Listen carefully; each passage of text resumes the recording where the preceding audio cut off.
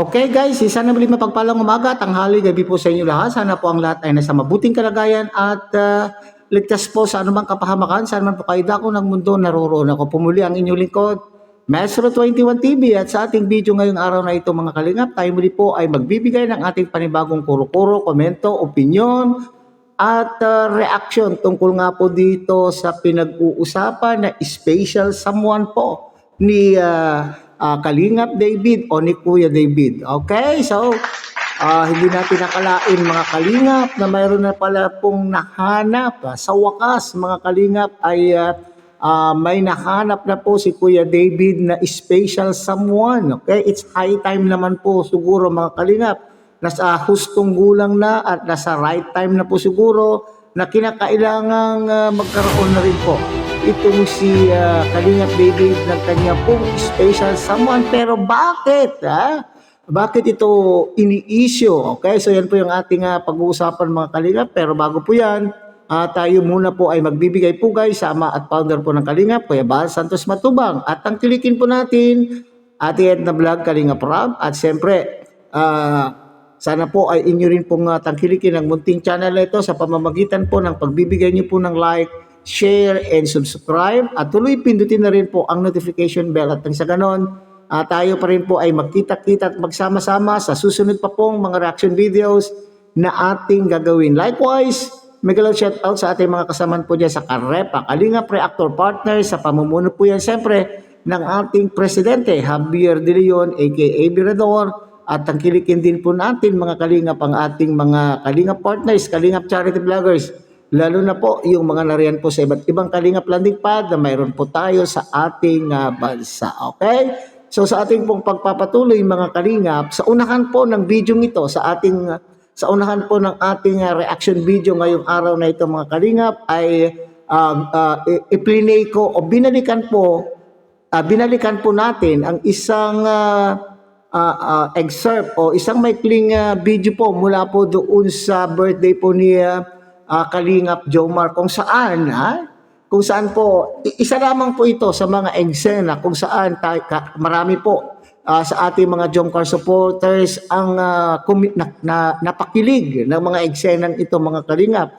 At itong yung napili ko na eksena ay talaga naman pong sinasabi po natin wala nang duda mga kalingap. Wala nang duda po. Kasi po sabi ko nga doon sa isa kong content na very submissive na po itong si Baby Carla. So talagang dito nagpapakita kung ano na yung kanila pong nararamdaman sa bawat isa. Pero marami pa ring duda at dahil po dyan, kaya nga po pinili ko, may kaugnayan po dito sa ating pinag-uusapan na special someone po ni Kalingap David. So napakasaya. Lahat ay naging masaya po sa ganap na yan na birthday po ni Papa Joms. Ganon din po sa ating tagapanood, mga viewers po ng Jomcar, mga solid supporters po ng Jomcar ay talaga naman pong sayang-saya o kinilig dahil sa mga ganap na nakita po nila sa birthday na yan. Pero bakit maintriga itong birthday na ito mga kalingap? Okay, so lahat na lamang po yun na naman po, pambihira talaga itong mga walang isip, itong maruruming isip Itong matagal na po itong ginagawa po ito ng mga taong mapanira, walang layunin kundi talagang pabagsakin po. At sabi ko nga, hindi po nila matanggap na itong dalawa po ay lumalawig na po ang kanila pong relasyon.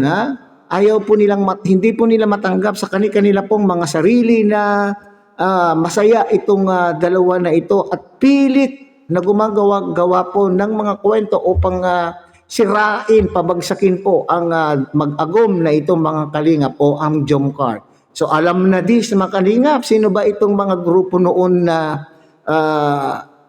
taga-suporta dati at umalis? Maaring sila po ang nagpapatuloy na gumagawa-gawa po ng paraan upang may mga ganito pong usapin mga Kalingap. Pambihira, lahat na lamang po ba ay pinaghihinalaan o lahat na lamang po ay inuugnay po kay Kalingap Jomar?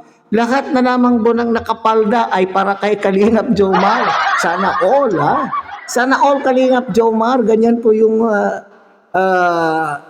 anong tawag po yan? Napakaswerte mo naman po itong si Papa Joms dahil lahat na lang po na nakikita po ng ating mga mapanirang mga pag-iisip. Kumbaga sa amin ay ang tawag namin sa kanila ay ni-rocker ang mga pag-iisip. Sira ang mga pag-iisip. Ha? So lahat na lamang po na makita ay inuugnay po kay Kalingap Jomar. Ha? Lahat na lamang po ng nakapalda kay Papa Joms. Siguro, pati ultimo siguro yung poste ng Meralco. Kung lalagyan mo ng palda, ay paghihinalaan din po nila, pambihira. Ngayon lang po nababalitaan. Ngayon lang po natin mababalitaan na itong si Kalingap David ay may special someone o nakahanap na po ng special someone ay iintrigahin pa ninyo mga Kalingap. Nasa hustong gulang na po itong si Kalingap David. Kaya sana lamang po ay wag naman po ninyong bigyan pa po ng issue o wag naman po ninyong paghinalaan itong si Kalingap Jomar daw po. Kasi sinasabi dyan ay si Kalingap Jomar daw po ang totoong nagkakagusto kay si Kalingap Jomar ang mayroong relasyon doon sa ipinakilalang babae po ni Kalingap Jomar. Pambihira. Ano po mga Kalingap? Lahat na lamang po. Okay, mayroong yung gustong tulungan po ni Papa Joms, nakaklase po niya na teacher, ay kay Papa Joms din daw. Okay. Kung sino-sino pa po ang mga pinaghinalaan. Okay. Siguro talagang sabi ko nga, nakita po naman ninyo yung video ng na nagkalat na po, mga shared videos sa Facebook o saan nakikita natin yung mga highlights ng ganap po ng birthday po ni Kalingap Jomar kung saan talaga naman pong nandun na po yung pagpapahayag po nila ng kani-kanila pong mga damdamin o inggit-pikit na lang po kayo. Kayong mga makikitid ang utak, kayong mga maruruming utak, ano na lang kayo, inggit-pikit na lang kayo, mamatay na lamang po kayo sa inggit, wala kayong sa kaligayahan. Siguro itong mga taong mapanirang taong ito ay nakaranas po ng kalungkutan. Kaya gusto po nila ay gusto nila na kapag may nakikita nilang kapwa po nila na masaya, ay pilit po nilang pinababagsak at nang sa ganun ay may kadamay po sila sa kalungkutan na kanila pong nararanasan. Mamatay na lang kayo sa kalungkutan. Hindi nyo po magagapi. Marami man kayong mga baser, marami man kayong naninira po kay Papa Joms, pero hindi kayo talaga magwawagi. Kaya sabi nga po, mas marami pong nagmamahal po sa Jomcar. Jomcar matatag nga po di ba? So sana lamang po itong ating pong mga Jomcar supporters ay ipagpatuloy po ninyo ang inyong suporta. Sana itong mga ganitong uri ng pambabas po sa dalawa ay hindi kayo madadala. Hindi kayo mai-impluwensyahan sa mga sinasabi po ng mga buzzers na ito. Okay, so hanggang dyan na lang tayong mga Kalingap. Muli, tangkilikin po natin Kuya Bal Santos Matubang, Ate Edna Vlog, Kalingap Rab, at sana po inyo rin pong tangkilikin ang munting channel na ito sa pamamagitan po ng pagbibigay niyo po ng like, share, and subscribe.